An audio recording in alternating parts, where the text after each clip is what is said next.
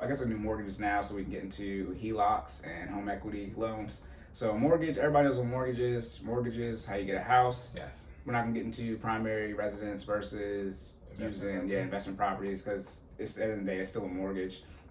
When you get a mortgage, you usually got 30-year and you got 15-year.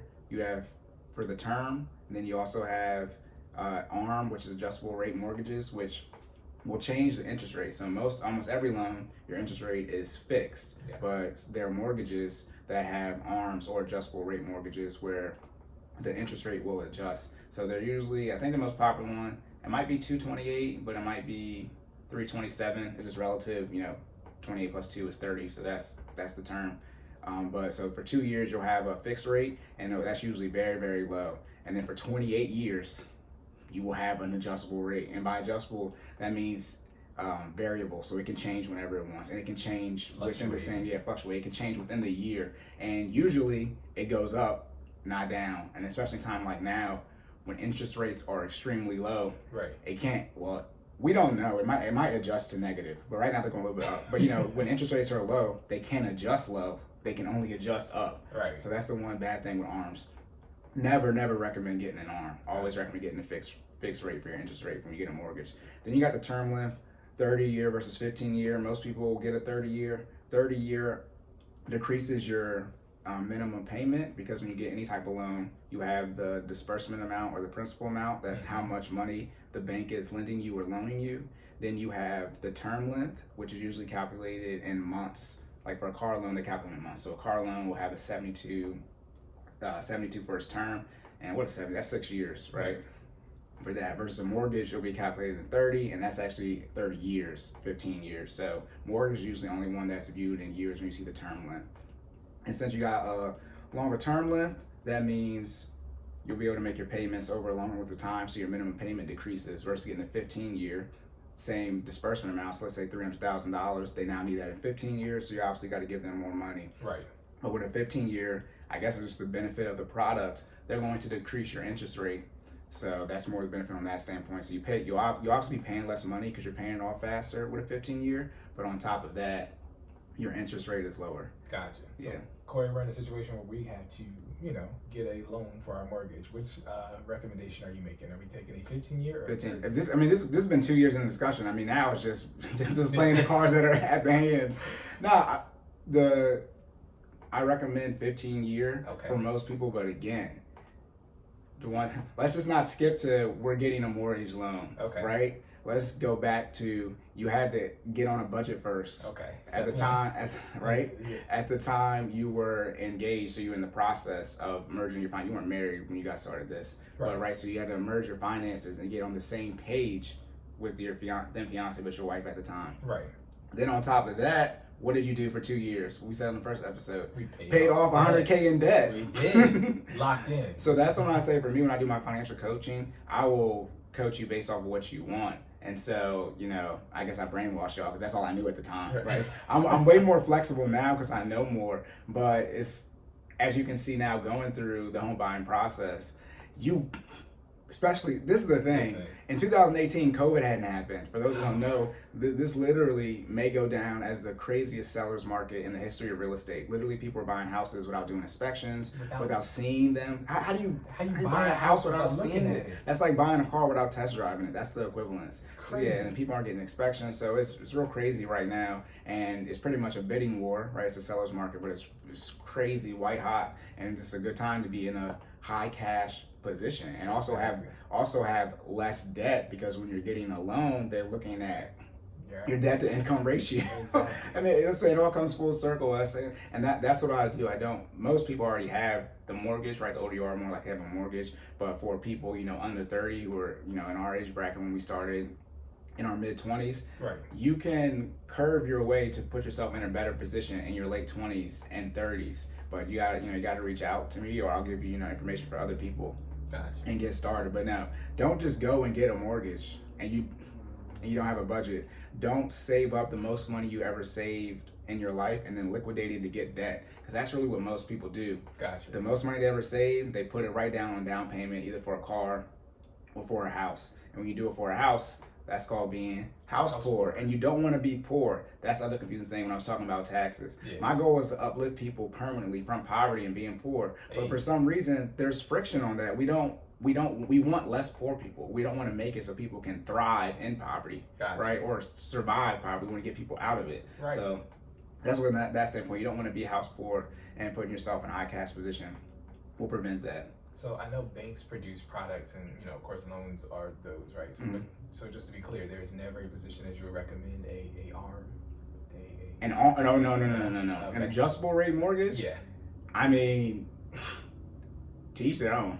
Okay. I mean, all right. The way at the end of the day, it's my finances and it's your finances. I always say, I could be a jerk, but I'm empathetic with future you. Right. Like, so you can go ahead and get the ARM, and I can help you manage the ARM. But I just recommend you just don't do it. Okay. That's what I always say. Is like, you can live this lifestyle, but you're probably not willing to put in the work to get out of it if the negative things happen. I know the information to get out the negative things. Let's say with finances, you probably, talking about mental makeup, you don't got what it takes to go through bankruptcy.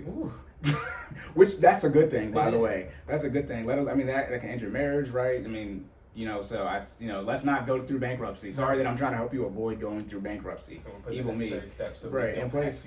Have to that's defensive measures. Yep. And then so for the 30 year, a lot of people like doing that because you can, instead of a 15 year, let's just say it's a $500 difference between let's say your 15 year would be $2,000 for your mortgage, and let's say your 30 year would be $1,500. And we're just gonna not talk about PITI, which is principal, interest, taxes, and insurance. So just talk about your just general mortgage payment. People would say, hey, take out that 30 and use that. If you want to put the $500 towards it and pay it off like a 15 year, then do that. But then discretionary income and cash flow, you have that $500 in your budget if you ever need it. For me, again, back to defining goals. That's what I'm talking about. Like we did this before you even got the loan. It's what I tell y'all. When do you want to pay off the house? Exactly. That's more important than whether or not you get a 30 or 15 year. So let me ask you this, right? Why don't people want to pay off their house in the fastest amount of time possible? Like why I don't actually know why. I know why from a math standpoint. Again, that $500 difference. Right. They say you can invest that and make more. The issue is, again, I play numbers. Most people don't have money in their retirement, so I don't know who was doing this. They didn't do it well. Okay. See, now I can switch to retirement. But why do you think catch-up contributions exist? It's because people, I mentioned last time, people underfund their retirement so much. But it's a slight side note. If you are underfunding your retirement for essentially almost 30 years, what are the chances you have enough money to actually make use of the catch-up contribution limit, right? So at 50, just quick side note, you can invest $6,000 right now to a traditional IRA or Roth IRA in total. Once you turn 50, the catch-up contribution limit gets increased by 1,000, so it's 7,000. Either you were or weren't hitting 6,000, right? I mean, either you were or weren't, right? And that's for a Roth IRA. Let's not get too much in investments, but that's post-tax money. Traditional IRA is pre-tax. Then you got a 401k, 403b. That's pre-tax money. Right now it's at $19,500. That's how much money you can invest. Once you turn 50, that goes up to $26,000. Now this is pre-tax money, so take out $26,000. That's that's a little over $2,000 a month on. Who has that? If you didn't have that at 49, why would you have another $2,000 when you turn 50? Right? So that's again talking about scams. Like that's just how people get set up. And then when people get to their 50s and 60s and their retirement's underfunded, yes, you can fix that, but you got, now when it comes to investment, the time, money's best friend is time and compound interest. When you get into your 50s and 60s, the time is lower. Gotcha. So now the best friends is sort of looking like, the friend of your friend is your enemy, or whatever that thing is. The enemy of my friend. My friend's enemy is my friend. No, the enemy of my friend is my friend. Correct. Y'all, who knows? Right. They're probably laughing so hard they were saying this wrong right now. You know what that quote is. Right. So that's the one thing when people say about mortgages as far as doing a 30-year versus a 15-year. They use that difference in the payment and they'll invest that. But when you look at the investing numbers, most people don't have money in their retirement. So the question, and they have a whole bunch of debt. So like you're double screwed. You don't have money invested and you have a whole bunch of debt. Right. And then usually most people have the average credit score 700. So then it's just like you got no money invested, you have no actual money, and you have a lot of debt, and your credit score is low. That's the averages. So That's why I recommend not doing the average stuff. Gotcha. Right? Because you do average stuff, you get average results. Man, the bar's on deck. Hey, let's get it. I wish we had a deck. Never mind. Anyway, so we just Look, we might soon. Right.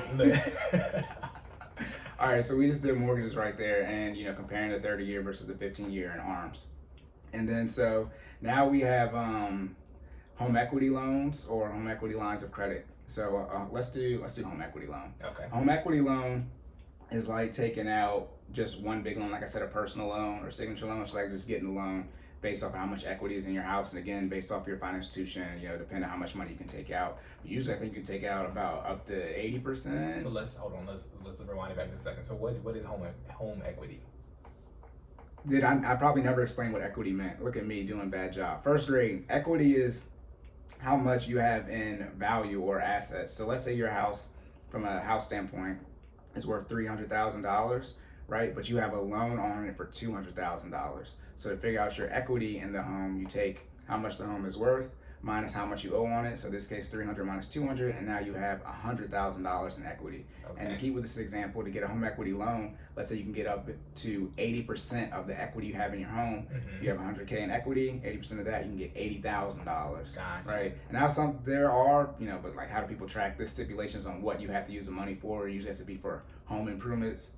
People don't usually do that. What people usually do is they do a home equity loan, a home equity line of credit, which has a lower interest rate, depending again on what you get from your bank, and they'll pay off their credit card debt.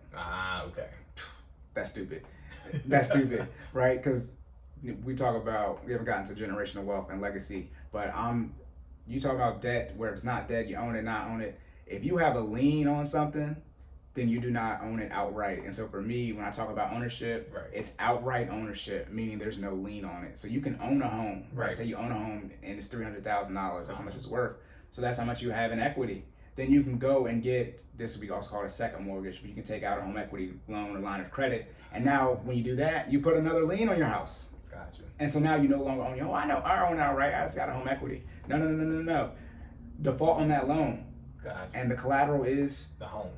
Got it. And now your home is gone. Gotcha. It's gone. So that's when you talk about, like, when you see like reverse mortgages for older people in like the 60s and stuff. Right. Oh, Jesus. When reverse mortgage, I mean, there's a lot of scams out there, but a reverse mortgage, which is like taking like equity back out of your home, but not really. It's not a good product. Some people recommend it, but you have to be a certain age to get it. Gotcha. But that is putting the lien back on their home. Like, right, the home's paid off. Right, so to reverse the mortgage, right, they took the equity back out. No. Wow. Hey, products from the bank. Okay. Right. Okay, and then we got home equity line of credit. Gotcha. Which is a line of credit on some installment loans versus revolving debt. So it's like a house credit card. It's like a credit card on your house. Now, however you feel about credit cards, it's going to determine how you feel about a home equity line of credit. I would not recommend getting a credit card on your house, because then it's still the same, the equity principle, right? Okay. But how many credit, Gotcha. That's a lot. And again, is the interest on that usually higher? The interest, again, it always depends with the home equity mortgage type things. Always depends usually how the market is doing. That's when I said on the first podcast, if you have an interest rate above 5%, the bank is telling you, we don't think you're going to pay back the loan. Gotcha. That's for everything but student loans, credit cards, and mortgages, which sort of go. I mean, credit cards are usually always high, but student loan and mortgages are just based off of where we're at. So right now, 5% is a lot. Right. I mean, if you got quoted for a 5% interest rate in the last year, I mean, the bank just, because they giving out, doubting you is I would say a bank hasn't given out a 5% interest rate in the last year. I think that's a safe statement. I mean, they're you're getting 2s and 3s now.